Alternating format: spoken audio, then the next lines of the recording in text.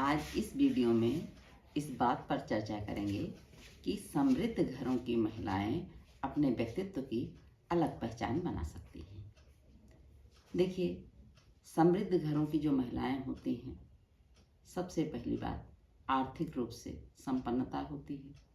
और जहां आर्थिक रूप से संपन्नता होती है, सुशिक्षित होती हैं, बहुत अच्छी तरह से उनको शिक्षा प्राप्त हुई रहती है और पारिवारिक वातावरण उनका बहुत समृद्ध होता है, तो उनको घर में छोटी छोटी आवश्यकताओं के लिए बिल्कुल परेशान नहीं होना पड़ता और उनके पास जीवन के सभी संसाधन होते हैं।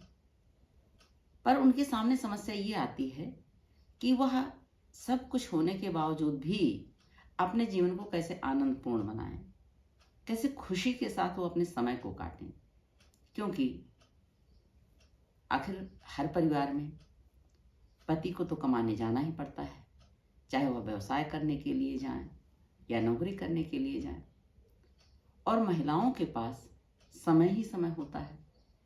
तो समाज में जो चलन है, जो उसकी परिणत है, वो ये है कि फिर महिलाओं का अपना एक समूह बन जाता है, समृद्ध महिलाओं का, और उनकी अपनी सोच का एक लेवल होता है।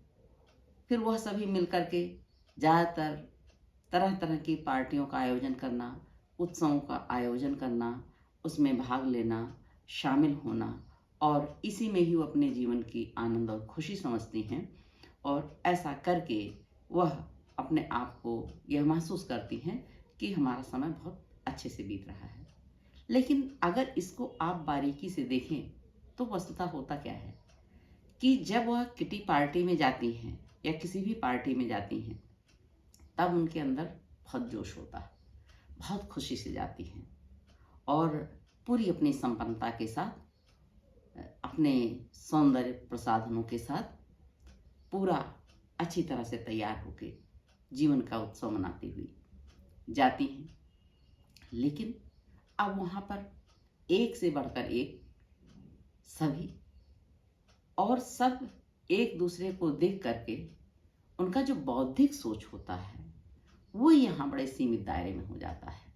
वह केवल वस्त्र और आभूषण पर ही केंद्रित होकर के रह जाता है। फिर वह आपस में एक दूसरे के प्रति यही सोचती हैं कि देखिए, शर्मा बहन जी की साड़ी कितनी सुंदर है, सिल्क डिजाइन बिल्कुल अलग है, ये देखिए सिंह बहन जी कितना सुंदर हीरे का सेट पहन करके आई हुई हैं, इनके हस्बैंड को कितनी आसानी से उपलब्ध करा देते हैं। दुबे बहन जी का देखिए, उनका तो एकदम अलग अवतार ही नजर आता है। हमेशा जब भी पार्टी में आती हैं, बिल्कुल एकदम लेटेस्ट डिफरेंट स्टाइल में, डिजाइन में, साड़ी भी उनकी, उनके पहनने का ढंग भी, उनके सौंदर्य प्रसाधन भी, इसी तरह से सभी एक दूसरे को नोटिस करती हैं। वहाँ अपना क्षण बिताने के बाद जब वापस जाती हैं, घर पहुँचती हैं, तब महसूस क्या करती हैं? तमाम सुख समृद्धि के बीच में जीवन जीते हुए भी मन उनका संतुष्ट और सुखी नहीं हो पाता है, बल्कि उनको यह महसूस होता है कि नहीं, मुझे ये चीज़ नहीं मिल पाई, वो चीज़ नहीं मिल पाई, और अन्य अन्य कमियां ही महसूस होती हैं मन में। तो यहाँ बौद्धिक जागरूकता की ज़रूरत है। आपके पास किसी चीज़ की कोई कमी नहीं है, लेकिन आपको सबसे पहले तो यह सोचना है कि आप बहुत भाग्यशाली हैं कि आपके पास सब कुछ है, परिवार सुखी है, सभी संसाधनों से संपन्न है। आप अपने आप को इस जोन से आगे निकलें और आप एक लीडर बने, समाज सेवक बने, नेतृत्व करें किसी भी क्षेत्र में, और आप अपने पूरे समूह को संचालित कर सकते हैं।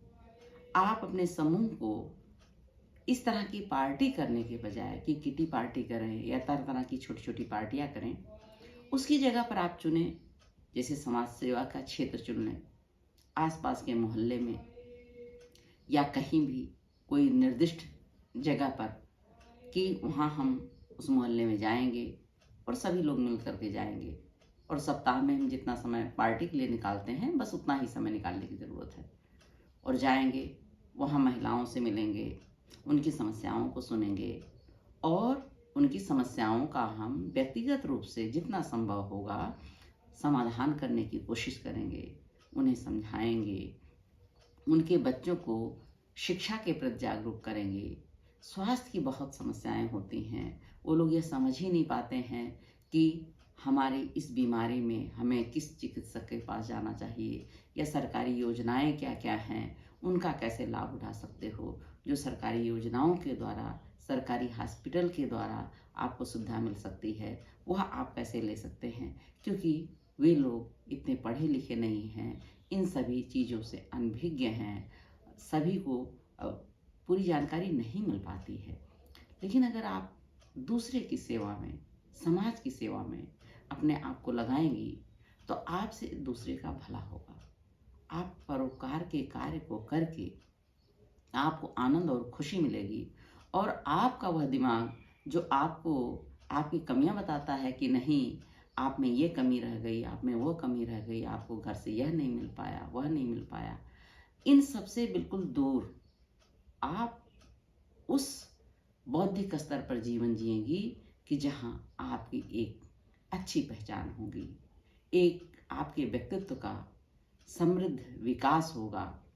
तो आप सभी संपन्न घरों की महिलाएं जो केवल, आप कभी कभी पार्टी करने का मन होता है, ठीक है, वह भी जीवन का एक हिस्सा है, उसको भी करें, ये कोई ज़रूरी नहीं है कि ना करें। लेकिन उसके साथ साथ अगर आप लोग सोचती हैं कि हम समाज की भलाई के लिए, समाज के उत्थान के लिए अपनी प्रतिभा का योगदान करेंगे, अपने समय का योगदान करेंगे, अपने संसाधनों का सदुपयोग करेंगे, तो निश्चित रूप से इससे समाज में खुशहाली आएगी। आसपास के वर्ग में जहाँ भी जाकर के आप कार्य करेंगी, आपकी एक पहचान बनेगी और यही छोटी छोटी पहचान बनते बनते कब बहुत बड़ी पहचान के रूप में बदल जाती है। आपके अंदर एक जोश आ जाता है, एक उमंग आ जाती है, एक करने की भावना आ जाती है। ये कहते हैं ना, आपके अंदर बहुत बड़ी मानवता छुपी हुई है। उस मानवता के स्वरूप से लोग परिचित नहीं हो पाते हैं, उसका लाभ नहीं उठा पाते हैं। तो जब आप मानवता के विकास के लिए, मानवता के कल्याण के लिए अपने समय का, अपने श्रम का, अपने धन का सदुपयोग करेंगी, तो निश्चित रूप से इससे आप भी खुशहाल होंगी, आपका व्यक्तित्व भी समृद्ध होगा, आपकी पहचान भी बहुत अच्छी समाज में बनेगी और इससे सबसे बड़ा लाभ जन का होगा, लोगों का होगा और लोगों को खुशियां देने में, उनके जीवन का उत्थान करने में आपको भी निश्चय ही बहुत बड़ी खुशी मिलेगी। धन्यवाद।